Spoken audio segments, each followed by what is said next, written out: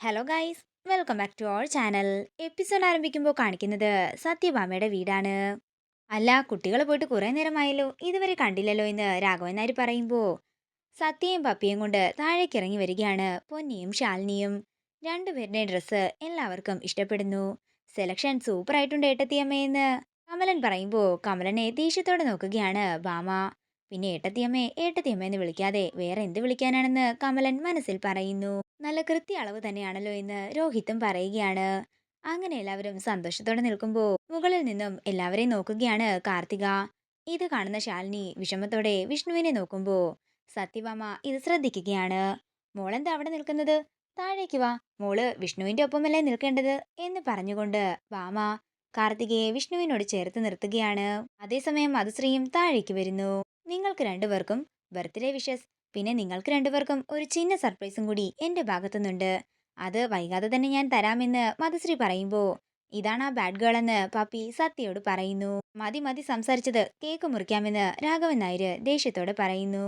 ദൈവമേ, ആ കാർത്തികയ്ക്ക് ആ ഗുളിക വെക്കാൻ സമയം കിട്ടിയോ ആവോ എന്ന് മനസ്സിൽ പറയുകയാണ് മധുശ്രീ. അതേസമയം കേക്കിന്റെ ബോക്സ് തുറക്കുകയാണ് കാർത്തിക. എനിക്ക് ഹർഷനോടൊപ്പം നല്ല സന്തോഷത്തോടെ ജീവിക്കണമെങ്കിൽ ഇതിപ്പോ ചെയ്തേ മതിയാകൂ. അത്രയും പറഞ്ഞുകൊണ്ട് കേക്കിൽ നിന്നും ഒരു ചെറിയെടുത്ത് അതിൻ്റെ ഉള്ളിലേക്ക് ഗുളിക വെച്ച് തിരിച്ചു വെക്കുകയാണ് കാർത്തിക. അതേസമയം അങ്ങോട്ടേക്ക് വരുന്ന ശ്യാമ ചോദിക്കുകയാണ്, നീ എന്ത് ചെയ്യുക അവിടെ?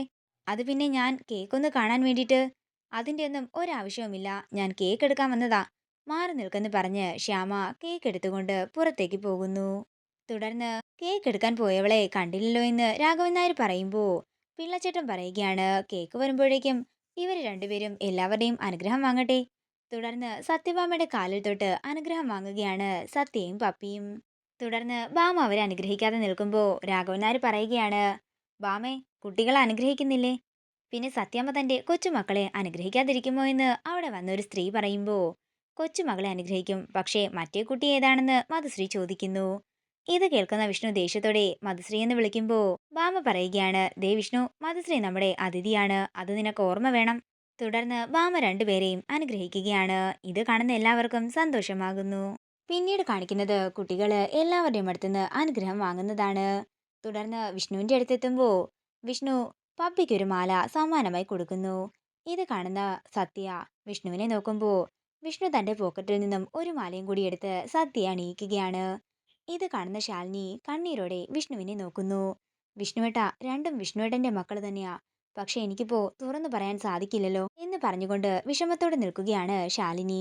അതേസമയം കാർത്തിക് അങ്ങോട്ടേക്ക് വരുമ്പോ എന്തായെന്ന് മധുശ്രീ ചോദിക്കുന്നു. ഒക്കെ ആയിട്ടുണ്ടെന്ന് കാർത്തിക പറയുമ്പോ മധുശ്രീക്ക് സന്തോഷമാകുന്നു. തുടർന്ന് മധുശ്രീ കാർത്തികയുടെ അടുത്തേക്ക് ചെല്ലുകയാണ്. നീ അത് വെച്ചില്ലേന്ന് ചോദിക്കുമ്പോ ചെറിയുടെ അകത്ത് വെച്ചിട്ടുണ്ടെന്ന് കാർത്തിക പറയുന്നു. വീഴേണ്ടത് അവൾ തന്നെയാ, ആ ശാലിനി എന്ന് ദേഷ്യത്തോടെ പറയുകയാണ് മധുശ്രീ. ഇതോടുകൂടി ഇന്നത്തെ എപ്പിസോഡ് ഇവിടെ തീരുകയാണ്. വീഡിയോ ഇഷ്ടമായെങ്കിൽ മറക്കാതെ ലൈക്ക് ചെയ്യുക, ഷെയർ ചെയ്യുക, കമന്റ് ചെയ്യുക. കൂടുതൽ സീരിയൽ അപ്ഡേറ്റ്സിനായി മറക്കാതെ സബ്സ്ക്രൈബ് ചെയ്യുക.